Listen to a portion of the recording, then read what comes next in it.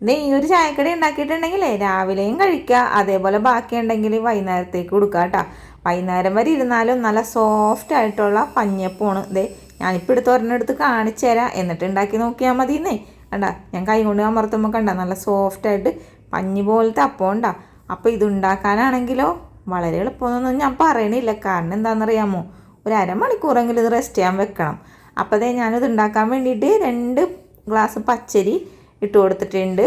അതേപോലെ 2 table spoon ഉഴുന്നിട്ട് കഴുകി വൃത്തിയാക്കിയിട്ട് ഒരു 2 മണിക്കൂറോളം ഞാൻ അരി ഒന്ന് കുതിർത്താനായിട്ട് വെച്ച് കൊടുത്തിട്ടുണ്ട് കേട്ടോ. 2 മണിക്കൂറിന് ശേഷമാണ് നമ്മൾ മിക്സിയുടെ ജാറിലേക്ക് ഇട്ട് കൊടുക്കണം. അപ്പം ഞാൻ കുറച്ചരിയല്ലേ എടുത്തിട്ടുള്ളൂ, അതുകൊണ്ട് ഒറ്റ ട്രിപ്പിനാണ് അടിച്ചെടുക്കാൻ പോണത്. ഇനി ഇതിലേക്ക് 3/4 ഗ്ലാസ് ചോറും 3/4 ഗ്ലാസ് തേങ്ങ ചിരകിയതും 1 ടേബിൾ സ്പൂൺ പഞ്ചസാരയും ചേർത്ത്. അപ്പം നോക്കുമ്പോൾ അതിലെ തേങ്ങ വെള്ളം ഉണ്ട്. എന്നാൽ പിന്നെ 1 ഗ്ലാസ് തേങ്ങ വെള്ളം ഒഴിച്ചു കൊടുക്കുക, 1/2 ഗ്ലാസ് പച്ചവെള്ളം ഒഴിച്ച്. കാരണം തേങ്ങ വെള്ളം ഫുള്ളായിട്ട് എൻ്റെ കയ്യിൽ ഉണ്ടായിരുന്നില്ല. അപ്പോൾ തേങ്ങ വെള്ളമൊക്കെ കൂടുതലുള്ള ആൾക്കാർ കറക്റ്റ് അളവിൽ 1/2 ഗ്ലാസ് തേങ്ങ വെള്ളം മാത്രം ഒഴിച്ചെടുത്തിട്ട് അടിച്ചെടുത്താൽ മതി കേട്ടോ. ഞാനിത് അടിച്ചിട്ട് ഒരു പാത്രത്തിലേക്ക് വെച്ചിട്ട് കൈ കൊണ്ടൊന്നും മിക്സ് ചെയ്യണമല്ലോ. കാരണം നമ്മളിതിൽ ഉഴുന്നിട്ടത് കൊണ്ടിട്ട് പുളിപ്പ് കയറാതിരിക്കാനാണ് കൈ കൊണ്ട് മിക്സ് ചെയ്യാത്തത്.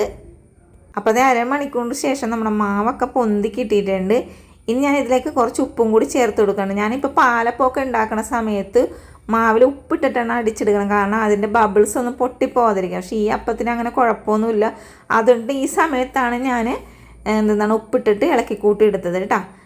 ഇത് കടയിൽ ഹാഫ് ബീഫ് കറിയൊക്കെ കൊടുക്കൂലേ, ആ ഒരു പാത്രമാണ്. അപ്പം ഞാൻ ഓർത്തെന്നാൽ പിന്നെ ഇതിൽ നമുക്ക് പഞ്ഞപ്പം ഉണ്ടാക്കാമല്ലോ. അങ്ങനെ കുറച്ച് വെളിച്ചെണ്ണയൊക്കെ തേച്ച് കൊടുത്തതിന് ശേഷം ഇത്രത്തോളം മാവ് ഒഴിച്ചു കൊടുത്തിട്ടുണ്ട് കേട്ടോ. എന്നിട്ട് നമുക്കിത് വേവിക്കാനായിട്ട് അടുപ്പിലേക്ക് വെച്ച് കൊടുക്കാം. അതും പറഞ്ഞ് ഈ പാത്രം തന്നെ വേണമെന്നില്ല കേട്ടോ. നമ്മുടെ വീട്ടിൽ ചോറുണ്ണണ കിണ്ണനുണ്ടാവൂലേ, ആ കിണ്ണത്തിൽ ഒഴിച്ചിട്ടായാലും ഇതേപോലെ പഞ്ഞപ്പം ഉണ്ടാക്കി എടുക്കാം. എന്നിട്ട് വെന്ത് കഴിയുമ്പോൾ നമുക്ക് കത്തി കൊണ്ടിട്ട് പീസാക്കി എടുത്താലും മതിയാവും. ഞാനിപ്പോൾ ഈ ഒരു പാത്രം കണ്ടപ്പോൾ ഓർത്തെന്നാൽ പിന്നെ ഇതിലുണ്ടാക്കി നോക്കാമല്ലോ എന്ന് ഓർത്തിട്ട് ഉണ്ടാക്കിയെന്നേ ഉള്ളൂ. അങ്ങനെ ഒരു സ്റ്റെപ്പ് ചൂടാറിയപ്പോൾ ഞാനിതൊന്ന് അടർത്തി നോക്കിയപ്പോൾ നല്ലോണം കിട്ടിയിട്ടുണ്ട് കേട്ടോ. പിന്നെ കാണാനൊരു ഭംഗിയുണ്ടായിരുന്നു കേട്ടോ. നമ്മൾ ഇഡ്ഡലിയും മറ്റേ വട്ടയപ്പം പോലെയൊന്നുമല്ല, ഒരു പ്രത്യേക ഒരു ബട്ടൺസ് പോലെ ഇരിക്കണ ഒരു പഞ്ഞിയപ്പോരുന്ന്.